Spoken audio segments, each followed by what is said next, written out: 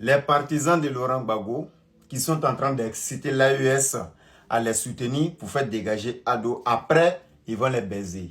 La famille, il y a un discours très important ce soir que je vais vous afficher là.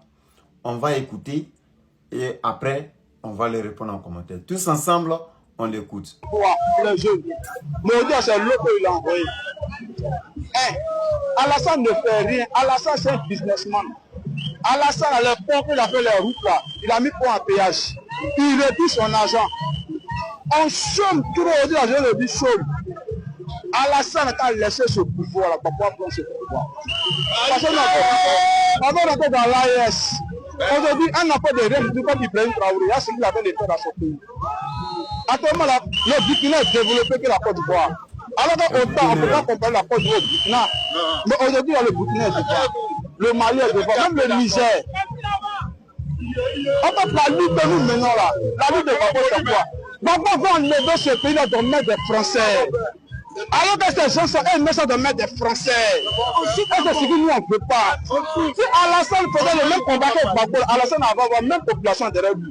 Mais il fait le contraire. Il vend ce pays-là de mettre des Blancs. Ok, la famille, j'espère que vous avez tous écouté. Vous voyez, c'est ce genre de discours que l'AES aime. Si les gens de l'AES soutiennent beaucoup les Gaules, c'est par ce genre de discours-là. Ce monsieur est en train d'exciter l'AES pour leur faire croire que la Côte d'Ivoire va rentrer dans l'AES, ce qui veut dire que les pays de l'AES auront directement accès à toutes les ports de Côte d'Ivoire. Tu vois, voilà la façon les choses étaient avant et ils vont se écarter de CEDEAO et ils vont avoir accès à tout en Côte d'Ivoire. Mais les Burkinabés intellectuels qui ont été à l'école, qui ne sont pas stupides, savent déjà que ce mec, il ment, il bluffe. Mais vu qu'il y a aussi des moutons qui vont toujours suivre ces genre de personnes. Et celui-là, ils nous fait croire que le pont payant en Côte d'Ivoire, que ce n'est pas normal. Ils nous fait croire que les autoroutes payées en Côte d'Ivoire, ce n'est pas normal. Dans eux, les débats, dans tous les débats, on ne doit pas payer les ponts, on ne doit pas payer les autoroutes. Mais ce n'est pas obligé de passer sur un pont. Toutes les routes ne sont pas faites pour passer là-bas. Sinon, pendant si on disait que non, si tu passes là-bas, tu meurs là, personne n'allait passer où? Personne n'allait passer. Il y a toujours autre chemin à emprunter pour aller où vous voulez. Le pont n'est pas construit pour dire que non, tant que tu ne passes pas ici, tu ne peux y voir rien. Donc ceux qui disent que non, le pont de la Côte d'Ivoire c'est payant, c'est inhumain, c'est pas normal. Votre président, il a fait 10 ans. Montrez-nous une route qu'il a construite à Maman. Ne montrez même pas Abidjan ni autre pays, autre ville. Non, rien. Je dis rien du tout. Montrez-moi une route quand on doit emprunter des Gagnois à Maman ou bien des Saint-Fra à Maman. Que quelqu'un sort ici pour nous montrer vidéo de ça ou photo d'un goudron, d'1 kilomètre de goudron à Maman, que ça a été construit au temps de Gbagbo. Je n'ai pas dit le goudron de maintenant. Moi, je vous ai déjà dit, Maman, village de Gbagbo, c'est à 15 km de chez moi. Il passait dans une autre ville pour aller à Maman. Quand il passait aussi par Gagnois, c'est la même chose. Aujourd'hui, la route de Gagnois, c'est impraticable. Je peux mettre, jusqu'à présent, Adem n'a même pas, il a même tous les entourages de Saint-Fra, il y a goudron partout. Mais Maman Gagnois, là, peut-être c'est maintenant il a commencé. Sinon, moi, je viens à peine de quitter au pays, ça fait même pas 7 mois. La route de Gagnois, c'est impraticable de Saint-Fra à Gagnois. Mais vous êtes là aujourd'hui en train de jubiler, ouais, les routes, c'est pas route on mange, c'est pas ça. Mais vous avez dit que vous avez faim. Mais des humains, des êtres humains, des êtres vivants qui disent qu'eux, ils ont faim, donc le président doit quitter. Ça veut dire que tu penses à ton ventre. Toi, tu penses à ton ventre. Je n'ai jamais vu dans un autre pays développé où la population s'assoit pour dire qu'on a faim. Ça n'existe pas. Aucun pays développé dans le monde, ça n'existe pas. Il n'y a que des pays feignants ou des feignants qui vivent dans certains pays qui s'asseyent pour dire non, j'ai faim. Il y a pont, mais on a faim. Il y a route, mais on a faim.